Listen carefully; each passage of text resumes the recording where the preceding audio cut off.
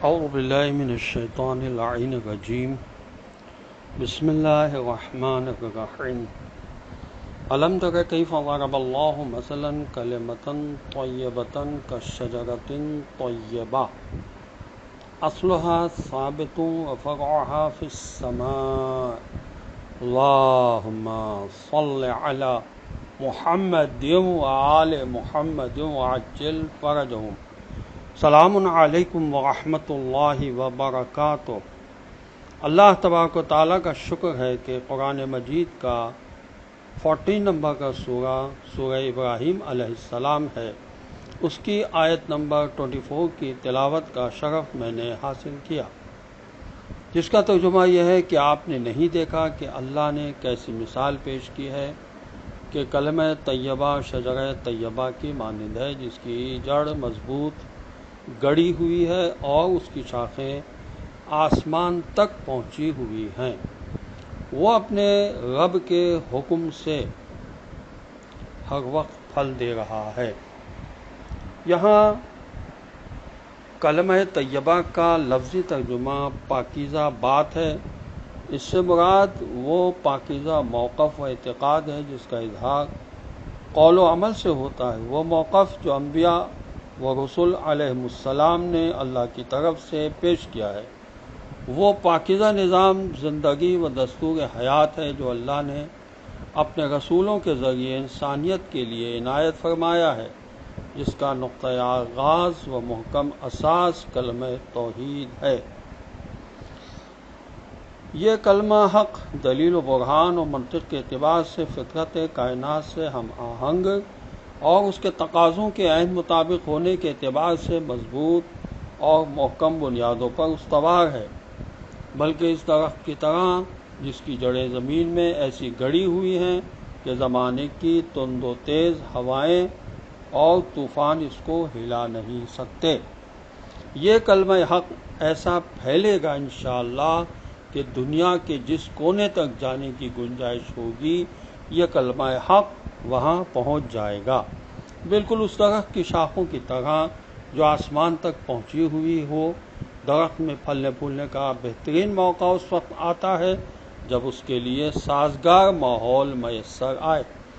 طبیعت زمین ہوا پانی کے ساتھ سازگار ہو۔ کلمہ حق چونکہ نظام فطرت کے ساتھ نہایت سازگار ہوگا، لہذا یہ مشکلات اور مخالفتوں کے باوجود پھیلے گا۔ کلمہ طیبہ یا کلمہ توحید درخت کی جڑ کی طرح ہے، اور وہ تمام اچھے اعمال جو اس کے نتائج ہیں اس کی شاخوں کی طرح ہے۔ پھر کلمہ طیبہ پر ایمان اچھے اعمال کو شاخوں کی طرح آسمان کی طرف لے جاتا ہے۔ دوسرا مطلب یہ ہے کہ کلمہ طیبہ کا بول بالا دنیا میں بھی ہوتا ہے اور آخرت میں بھی۔ آسمان سے مراد اس جگہ بلندی ہے، یہ تفسیر ماجدی میں لکھا ہوا ہے۔ کلمہ طیبہ، اب جو تفسیر جلالین میں اس آیت کے ذیل میں لکھا ہے وہ میں پڑھ رہا ہوں۔ کلمہ طیبہ یا ایمان کا کلمہ بیج کی طرح مومن کے دل میں قرار پائے ہوئے رہتا ہے اور اس کا عمل آسمان کی طرف بلند ہوتا رہتا ہے، اور مومن کو اس ایمان اور اپنے اچھے عمل سے خدا کی برکتیں اور ثواب ملتا رہتا ہے، جبکہ خبیث کلمہ کفر کا کلمہ ہے جس کی مثال خبیث اور گندے درخت کی سی ہے، جو ناپائیدار ہوتا ہے، نہ اس سے خوشی ہوتی ہے نہ برکت۔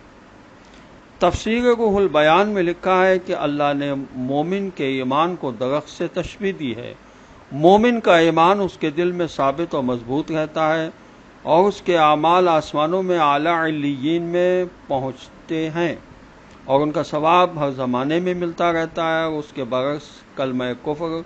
کافر کے دل میں رہتا ہے، وہ اندھی تقلید میں گرفتار رہتا ہے، اس کے پاس کوئی دلیل نہیں ہوتی، اسی لیے اس کو ثبات و استقرار نہیں ہوتا، اس کے اعمال بھی قابل قبول نہیں ہوتے۔ اس کی مثال اندرائن کی سی ہے کہ جس کی نہ جڑ ہوتی ہے نہ شاخیں، نہ اسے قرار و ثبات و پائیداری ہوتا ہے اور نہ اس کا کوئی اعتبار ہوتا ہے۔ تفسیر انوار النجف میں لکھا ہے کہ ان آیتوں میں کلمہ طیبہ سے مراد کلمہ توحید و نبوت و ولایت ہے، چنانچہ حضرت امام جعفر صادق علیہ السلام سے منقول ہے کہ جناب رسول خدا صلی اللہ علیہ وآلہ وسلم نے فرمایا کہ شجر طیبہ کی اصل میں ہوں، علی علیہ السلام فرع ہیں، اور ائمہ اہل بیت علیہ الصلوۃ والسلام اس کی شاخیں ہیں، اور ائمہ علیہ السلام کا علم اس کا پھل، اور شیعان آل محمد علیہ الصلوۃ والسلام اس کے پتے ہیں۔ آخر میں آپ صلی اللہ علیہ وسلم نے فرمایا کہ جب کوئی شیعہ پیدا ہوتا ہے تو اس درخت میں نیا پتا اگ آتا ہے، اور جب کوئی شیعہ مرتا ہے تو اس کا ایک پتا گر جاتا ہے۔ والسلام علیکم ورحمۃ اللہ وبرکاتہ۔